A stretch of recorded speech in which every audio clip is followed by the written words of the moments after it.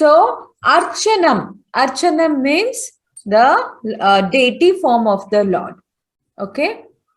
Now this is the fifth process of devotional service. Archanam. So what we do is the deity. So we think that now deity means what? The vigraha, the idol, right? So we don't call, a statue or idol.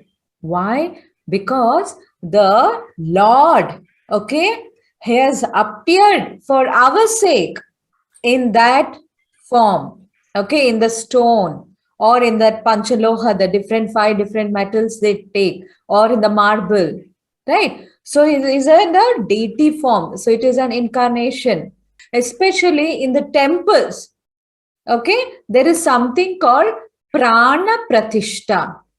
That means the priest or the brahmanas, they invite the Lord with the mantras and the prayers to come and reside in this particular deity, whichever they have formed, whichever they are going to install in the temple.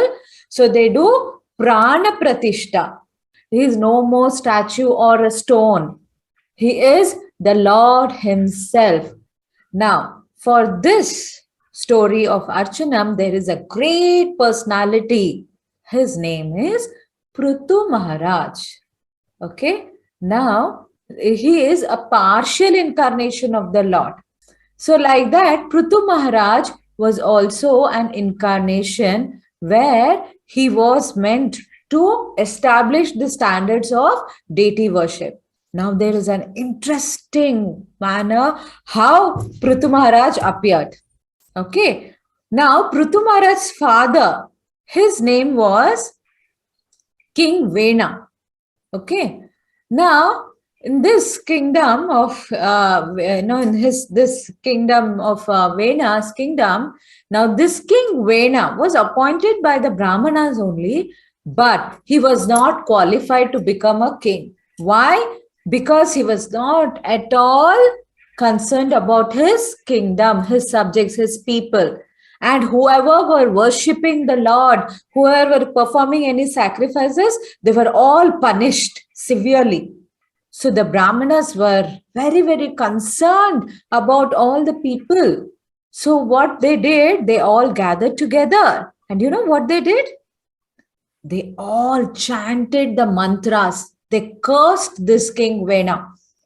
Just by chanting the mantras without any weapon, astra, shastra, nothing. Just by chanting the mantras, they killed this King Vena. And from his body, now two jivas came out. Okay? One male and one female. So that was none other than the Lord and his consort. Now this son was none other than, he was called as Prithu. Okay. So now Prithu turned out to be a very, very, very great devotee of the Lord. And he started establishing temples and an elaborate worship of the Lord. Now, once there was a great spiritual teacher. His name was Yamunacharya.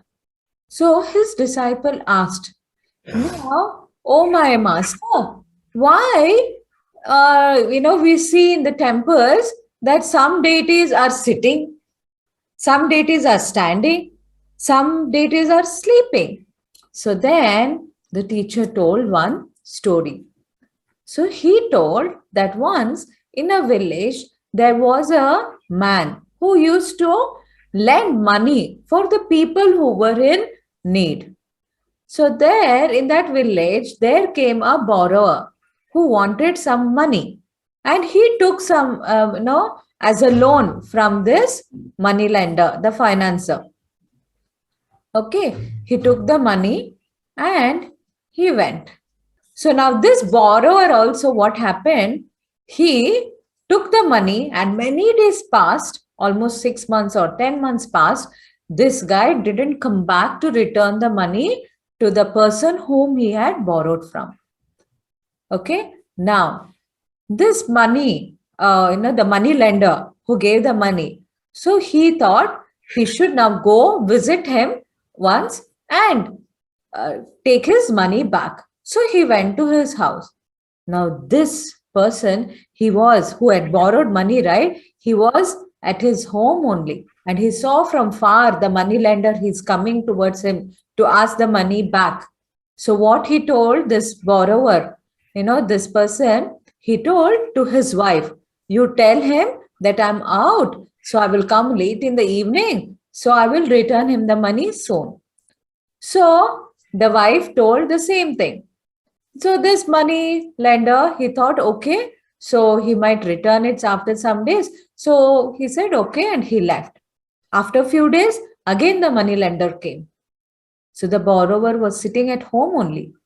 Okay. Again, he told to his wife, tell him that this time I am not there in station only. I will come after a few days. So the money lender again heard the same thing. Then he went back. Then again the money lender came. And this time he asked again for the money. So his wife told, no, he's not there. He will take time to come. Then the money lender, this time he was determined that come what may, he is going to take the money. Okay.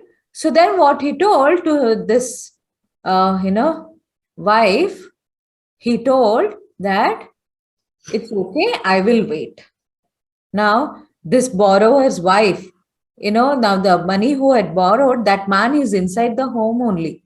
Okay. But he is hiding. And his wife, he didn't even allow this person to come inside. So he was just standing there. Okay. For some time. And he went there in the morning only. So hours passed. Then he was getting tired. Okay. And he's looking at the road whether this borrower will come. Where he will come? He's inside only, right? So then what happened?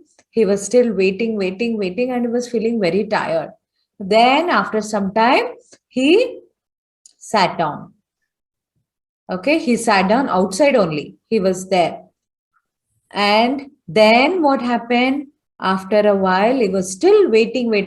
There is no way now. This borrower who had taken money, he returned. Where he will return, right? He was sitting inside only. He was hiding. He just didn't want to come front. Okay. And then after a while, this money lender is waiting. He's feeling so tired. Then he started lying down there only and waiting. Okay.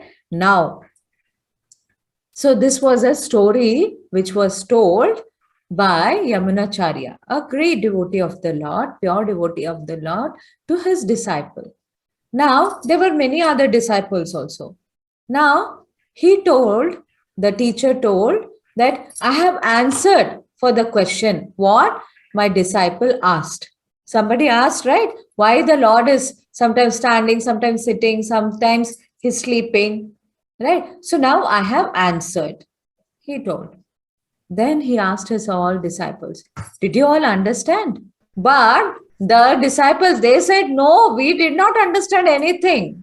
Now the teacher told that the Supreme Lord who's there in the spiritual world, okay, so he is, now we all the living entities, we have left that spiritual world and we have come here.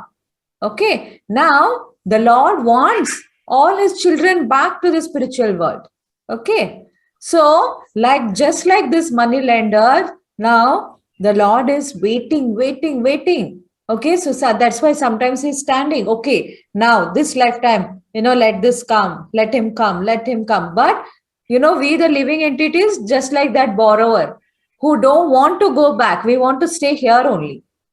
Okay, so like that borrower, we are hiding, or we are neglecting. We don't want to practice any spiritual things, right? We are neglecting. Then what happens? Still, the Lord is determined to take us back. So then he sits.